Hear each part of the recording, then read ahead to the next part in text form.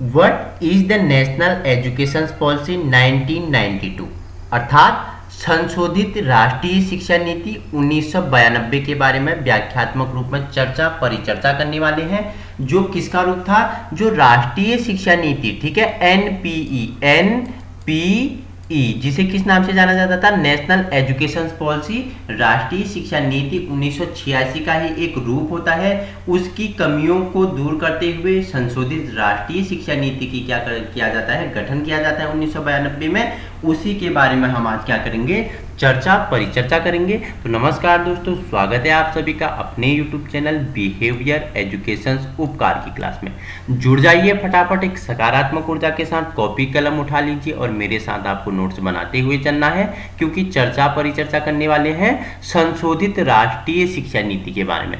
इससे पहले हमारे YouTube चैनल पे 3 वीडियो आपके लिए क्या है अवेलेबल है कि जब भारत को स्वतंत्रता प्राप्ति हुई, ठीक है, स्वतंत्रता प्राप्ति के बाद जो भारत में शिक्षा की व्यवस्था थी उसके क्षेत्र में क्या क्या सुधार किए गए, उस शिक्षा को एक नई दिशा प्रदान की गई। तो उसके लिए कुछ आयोग, कुछ नीतियां, कुछ समितियों का गठन हुआ। मैंने पहली वीडियो जो माध्यमिक शिक्षा आयोग वाली वीडियो थी 1952 से 53 वाली, ठीक है, 52 से 53 वाली थी, उसमें मैंने 3 वीडियो कवर की थी। एक तो मैंने आपको बताया था कि 1948 में एक समिति का गठन किया जाता है। 1948 में एक समिति का गठन होता है जिसे राधाकृष्णन कमीशन के नाम से जाना जाता है, ठीक है, राधाकृष्णन कमीशन के नाम से जाना जाता है। उसका दूसरा नाम क्या था? विश्वविद्यालय आयोग था, जिसने शिक्षा के क्षेत्र में क्या दिए? अपने निर्देश दिए, अपनी रिपोर्ट प्रस्तुत की। और इसी समय 1948 में इस राधाकृष्णन की कमियों को दूर करने के लिए एक नए समिति का गठन किया जाता है, जिसे ताराचंद समिति के नाम से जाना जाता है, ठीक है। दोनों का गठन क्यों किया गया? क्योंकि शिक्षा के क्षेत्र में क्या लाया जाए? एक उचित परिवर्तन लाया जाए, एक ऐसी शिक्षा दी जाए जिससे सभी का क्या हो? विकास हो। लेकिन दोनों की कमियों को दूर करते हुए किस आयोग का गठन किया जाता है? 1952 में, ठीक है, मुदालियार आयोग। मैंने बताया कि कौन थे, तो देखो, जो मद्रास के विश्वविद्यालय के जो कुलपति थे तत्कालीन, उनका नाम था डॉक्टर लक्ष्मण स्वामी मुदालियार। उनके नाम पर इसका नाम क्या पड़ा? मुदालियार कमीशन पड़ा, या माध्यमिक शिक्षा आयोग इसका नाम है। इसका गठन किया जाता है, जो शिक्षा के क्षेत्र में क्या देता है? अपना सुझाव देता है, अपनी रिपोर्ट प्रस्तुत करता है। इनकी कमियों को दूर करने के लिए 1964 में एक नया आयोग का गठन किया जाता है। 64 से 66 लगा लेना, नया आयोग का गठन किया जाता है, जिसे किस नाम से जाना जाता है? राष्ट्रीय शिक्षा आयोग या कोठारी कमीशन के नाम से जाना जाता है। कोठारी कमीशन का गठन कब किया जाता है? 1964 से 66 में किया जाता है। और इसकी कमियों को देखते हुए किसका गठन किया जाता है? राष्ट्रीय शिक्षा नीति, ठीक है, 1986 में राष्ट्रीय शिक्षा नीति का गठन होता है। लेकिन बात करें तो इसकी नींव 1968 में ही रख दी गई थी, ठीक है। जो राष्ट्रीय शिक्षा नीति है एनपीई, नेशनल एजुकेशन पॉलिसी 1986, इसकी नींव 1968 में 1968 में रख दी गई थी। किसके द्वारा? उस समय देश की प्रथम प्रधानमंत्री हमारी कौन थी? महिला प्रधानमंत्री श्रीमती इंदिरा गांधी जी थी। उनके द्वारा इस राष्ट्रीय शिक्षा नीति की क्या नींव रख दी गई थी, जिसमें क्या कहा गया? 10+2+3, ठीक है, 10+2+3 की शिक्षा दी जाए। लेकिन उस समय देश में क्या था? व्याप्त अलगाव था, जिसके कारण इनकी हत्या कर दी जाती है और ये नीति क्या हो जाती है? इसकी संरचना लागू नहीं हो पाती है, ये असफल हो जाती है। उसके पश्चात प्रधानमंत्री के पद पे हमारे राजीव गांधी जी बैठते हैं और उनके द्वारा 1986 में इसे लागू किया जाता है, ठीक है, 1986 में इसे लागू किया जाता है। 10+2+3 की शिक्षा को लागू किया जाता है और उसको क्या किया जाता है? संपूर्ण देश में क्या किया जाता है? उसकी रिपोर्ट प्रस्तुत की जाती है और उसी की कमियों को दूर करने के लिए, ठीक है, उसी का एक रूप आता है आपका 1992 में, जिसे संशोधित राष्ट्रीय शिक्षा नीति के नाम से जाना जाता है। तो आज हम इसी के बारे में चर्चा परिचर्चा करेंगे कि जो 1986 की शिक्षा नीति थी, एजुकेशन पॉलिसी थी, उसमें भी कुछ बदलाव किए गए। कब किए गए? 1992 में किए गए। आइए जानते हैं वो बदलाव क्या क्या थे, उससे शिक्षा के क्षेत्र में क्या प्रभाव पड़ा और कितना उससे उचित मार्गदर्शन मिलता है। तो जुड़ जाइए फटाफट।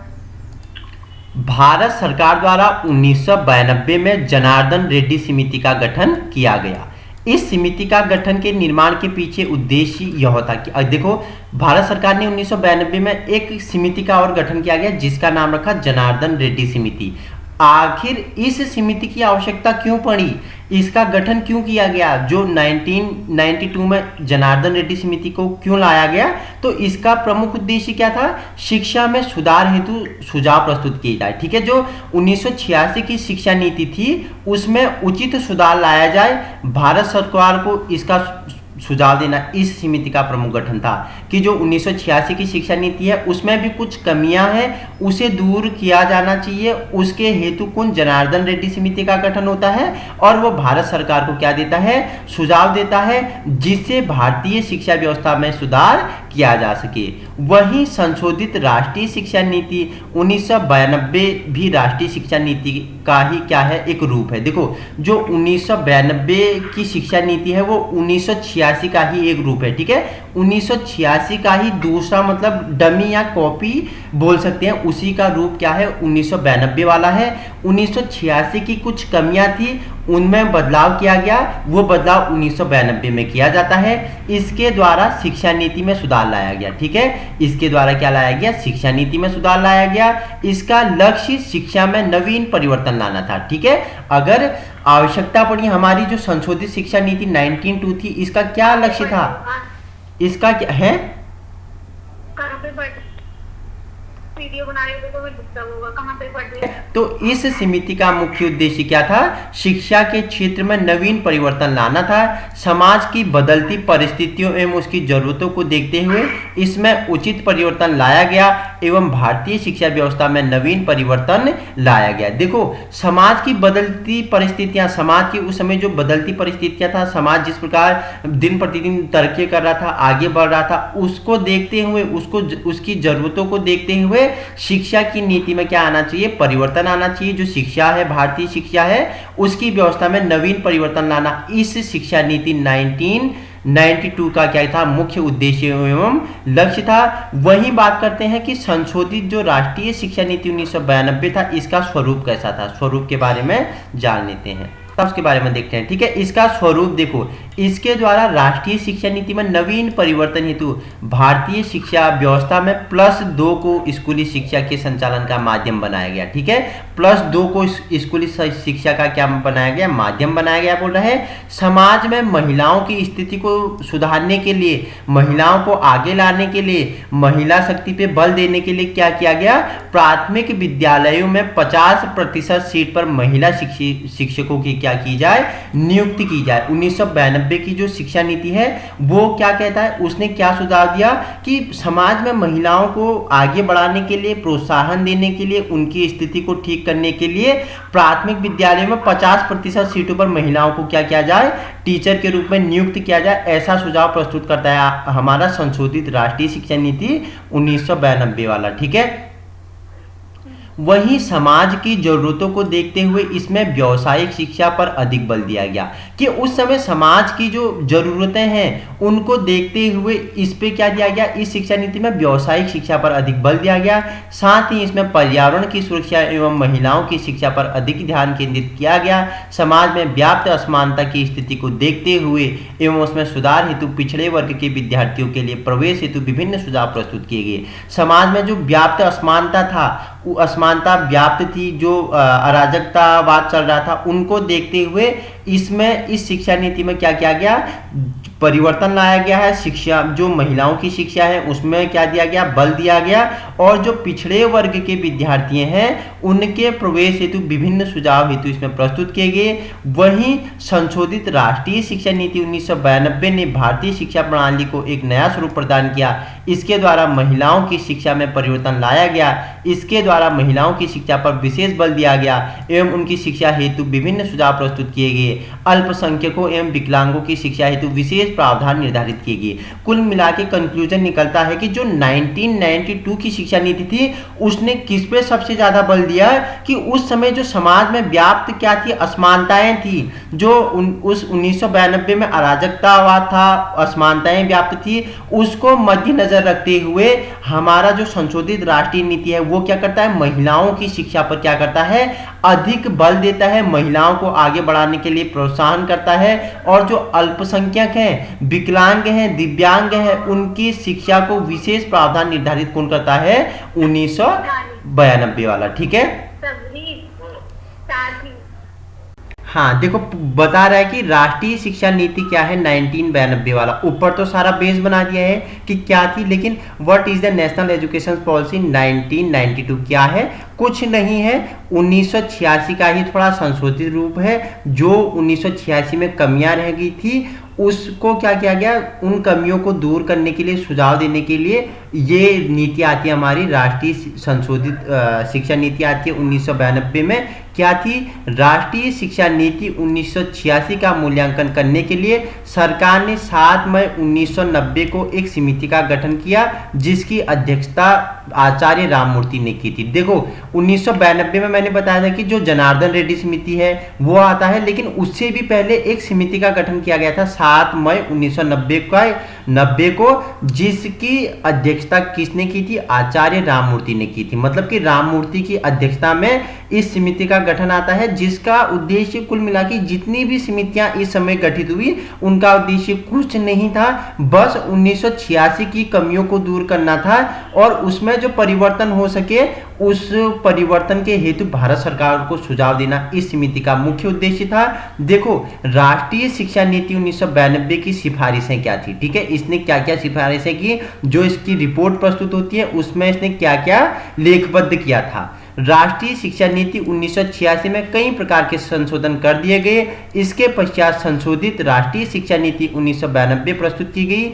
राष्ट्रीय शिक्षा नीति 1992 की निम्नलिखित विशेषताएं थी, ठीक है। संशोधित राष्ट्रीय शिक्षा नीति 1992 में सबसे पहला मुद्दा शिक्षा व्यवस्था था कि संपूर्ण देश में शैक्षिक संरचना किस प्रकार की होनी चाहिए। इसका पहला मुद्दा था जो 1992 की जो संशोधित राष्ट्रीय शिक्षा नीति थी, इसका पहला मुद्दा क्या था कि जो संपूर्ण देश है उसमें शिक्षा की या शैक्षिक संरचना कैसी होनी चाहिए, कि शिक्षा का जो ढांचा है, संरचना है, किस प्रकार की शिक्षा होनी चाहिए, किस प्रकार का सिलेबस होना चाहिए, पाठ्यक्रम होना चाहिए, विषय वस्तु होना चाहिए, विषय क्षेत्र होना चाहिए, उसकी संरचना कैसी होनी चाहिए। इसका पहला मुख्य क्या था, मुद्दा था किसका? संशोधित राष्ट्रीय शिक्षा नीति 1992 का, ठीक है।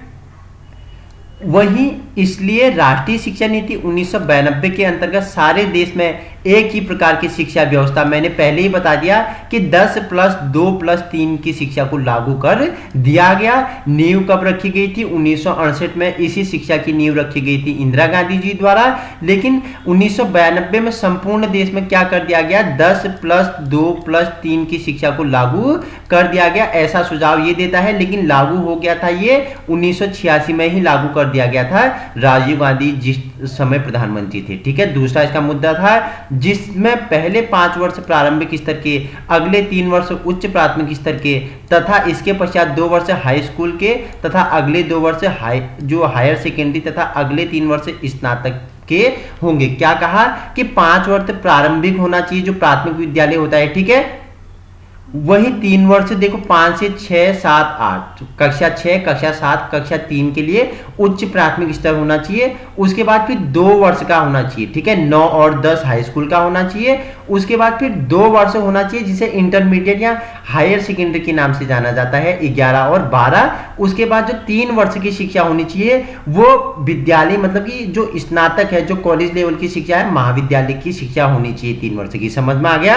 5+3+2+2+3 की शिक्षा इसमें क्या कर दी जाए, ऐसी संरचना लागू की जाए। ये किसका सुझाव था? ये था जो संशोधित राष्ट्रीय शिक्षा नीति 1992 है उसका सुझाव था ये, ठीक है। यहां तक समझ में आ गया तुम्हें? ठीक है। इसकी सिफारिशें देखो क्या थी, मैंने बता दिया। कक्षा 5 तक की शिक्षा होगी, उसके बाद फिर उच्च शिक्षा 8 तक होगी, उसके बाद फिर 2 वर्ष की होनी चाहिए, 9 और 10 हो गया। फिर उसके बाद जो 9-10 है वो हाई स्कूल की होनी चाहिए। उसके बाद फिर 2 वर्ष की इंटरमीडिएट होनी चाहिए, 11 और 12। उसके बाद 3 वर्ष की होनी चाहिए जो स्नातक या महाविद्यालयी शिक्षा होती है। ये प्रमुख मुद्दे किसके थे? संशोधित शिक्षा नीति 1992 की थी। वहीं साक्षरता मिशन के माध्यम से निरक्षरता को दूर करने के लिए प्रौढ़ शिक्षा का प्रावधान भी इस शिक्षा नीति में रखा गया। 15 से 35 आयु वर्ग के समस्त लोगों को साक्षरता अभियान के तहत जोड़ दिया गया। बोल रहा है कि साक्षरता मिशन बनाया गया, उसके माध्यम से जो निरक्षर लोग हैं, जो अनपढ़ लोग हैं, जो पढ़े लिखे नहीं हैं, उनकी निरक्षरता को दूर किसके द्वारा किया जाना चाहिए? साक्षरता मिशन के द्वारा किया जाना चाहिए। ऐसे प्रावधान लाए गए, प्रौढ़ शिक्षा का प्रावधान लाया गया 15 से 35 आयु वर्ग के जो समस्त लोगों को क्या किया जाए, साक्षर बनाया जाए, उन्हें साक्षरता अभियान से जोड़ दिया जाए और जो निरक्षर लोग हैं, जो अनपढ़ लोग हैं, उनकी शिक्षा पर बल दिया जाए और विभिन्न साधनों के द्वारा केंद्रीय सरकार और राज्य सरकार के साथ राजनीतिक दलों, विभिन्न प्रकार के सरकारी और गैर सरकारी संगठनों में जन संचार माध्यम से कई प्रकार की जो शैक्षिक संस्थाएं हैं उन्हें प्रारंभ किया जाए। बोल रहा है कि केंद्रीय सरकार और राज्य सरकार द्वारा जो राजनीतिक दल हैं उनमें विभिन्न प्रकार के सरकारी गैर सरकारी संगठनों द्वारा जो जन संचार होते हैं, जो हमारे मीडिया हो गए, ठीक है, टीवी हो गए, अखबार हो गए, न्यूज़पेपर, इन चीज़ों से क्या कई प्रकार के शैक्षिक संस्थाओं को लागू कर दिया जाए। शिक्षक, छात्रों और युवाओं को साक्षर मिशन के तत्परता दिखाने के लिए प्रेरित किया जाएगा, जिससे साक्षरता कार्यात्मक ज्ञान कौशल तथा शिक्षार्थियों में सामाजिक एवं आर्थिक वास्तविकता का क्या कराएगा, बोध कराएगा, समझ उत्पन्न करे और ये क्या हो सके, आगे शिक्षा के लिए क्या हो सके, देश के लिए क्या हो सके, एक मददगार साबित हो सके, ऐसी शिक्षा का इन्होंने क्या लाए, प्रावधान लाए। ऐसे सुझाव हमारे संशोधित राष्ट्रीय शिक्षा नीति 1992 देता है।